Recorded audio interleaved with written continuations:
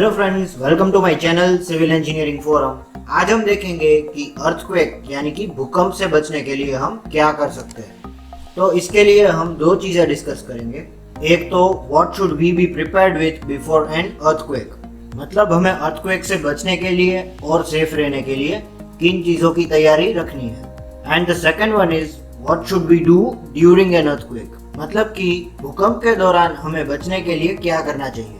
तो अगर आप अर्थक्वेक इमरजेंसी के लिए तैयार रहना चाहते हैं तो ये वीडियो पूरा देखें और मेरी चैनल सिविल इंजीनियरिंग फोरम को सब्सक्राइब कर दीजिए। तो आइए देखते हैं सबसे पहला topic, that is what should we be prepared with before an earthquake.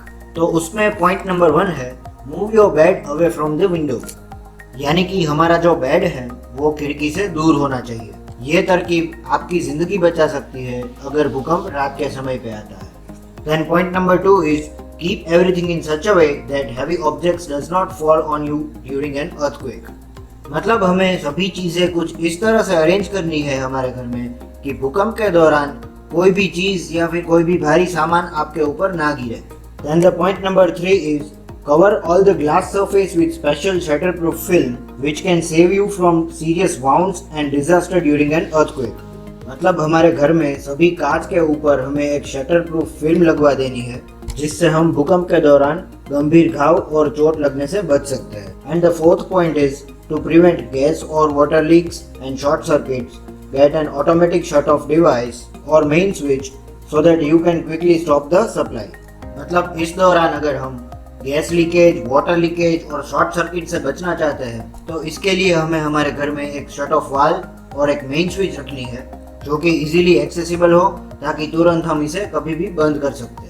Then point number 5 is keep fire extinguisher, batteries, flashlights, medicines and first aid kit at your home, मतलब हमें घर में एज अ सेफ्टी गैजेट और precaution ये सभी चीजें रखनी चाहिए।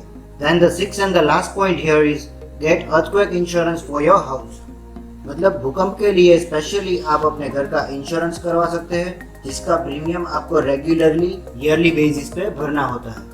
तो ये हो गई बात हमें भूकंप से पहले किन चीज़ों की तैयारी रखनी है उसके बारे में।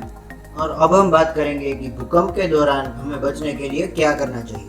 That is what we have to do during an earthquake to save ourselves. So in this I'll be discussing two things. If you are in a building and an earthquake occurs, and if you are in a car and then the earthquake occurs, then at that time what should you do? मतलब यहाँ पे मैं दो चीज़ें discuss करूँगा कि अगर आप एक बिल्डिंग में है और अर्थक्वेक आता है, और दूसरी चीज़ है if you are in a car, मतलब अगर आप गाड़ी में है और अर्थक्वेक आता है तभी आप क्या करोगे। और इसमें सबसे पहले हम बात करेंगे if you are in a building, अगर आप एक बिल्डिंग में है और अर्थक्वेक आता है तब आप क्या करोगे। तो उसमें सबसे पहला पॉइंट है cover your head with your arm and shelter yourself under a strong table, मतलब हमें हमारे सर को सबसे पहले हमारे हाथ से कवर करना है और फिर एक मजबूत टेबल के नीचे छिप जाना है जब तक कि भूकंप रुक नहीं जाता।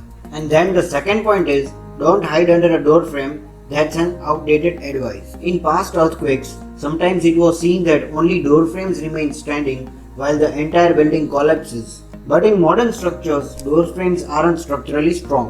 मतलब हमें भूकंप के दौरान डोर्स के जो ओपनिंग है उसके नीचे नहीं छिपना है। हालांकि पुराने सभी स्ट्रक्चर्स में ये पोर्शन काफी स्ट्रॉन्ग रहता था बाकी सभी बिल्डिंग कंपोनेंट्स के मुकाबले। और 1990s के बाद जो भी नए स्ट्रक्चर्स बनाए गए हैं उसकी डोर फ्रेम के ऊपर हम डिपेंडेंट नहीं रह सकते। Then the third point is avoid using elevators in such case. Instead you can take stairs. मतलब ऐसी इमरजेंसी के दौरान हमें लिफ्ट का उपयोग नहीं करना चाहिए और अगर आप चाहे तो आप स्टेयरकेस प्रीफर कर सकते हैं। तो ये हो गई बात अगर आप घर में है और भूकंप आता है तो आपको क्या करना चाहिए। तो इसके बाद हम बात करेंगे अगर आप गाड़ी में है, if you are travelling and earthquake occurs, then what should you do? Being in a running car during an earthquake can cause a serious fatal accident. मतलब भूकंप के दौरान अगर आप गाड़ी चला रहे हैं तो इसमें बहुत ही भयानक हादसा हो सकता है। So slow down and find a safe place to stop the car. मतलब यहाँ पे हमें गाड़ी की स्पीड धीमी करके एक सेफ प्लेस ढूंढनी है जहाँ पे हम गाड़ी पार्क कर सके। Don't stop near power supply lines, electric poles, high-rise building or even a wall.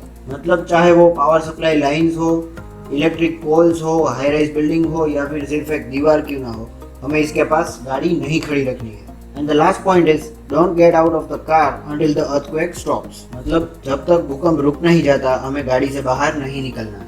तो दोस्तों आज के लिए सिर्फ इतना ही। अगर आपको मेरा ये वीडियो अच्छा लगा तो इसे लाइक और शेयर कर दीजिए and thank you for watching.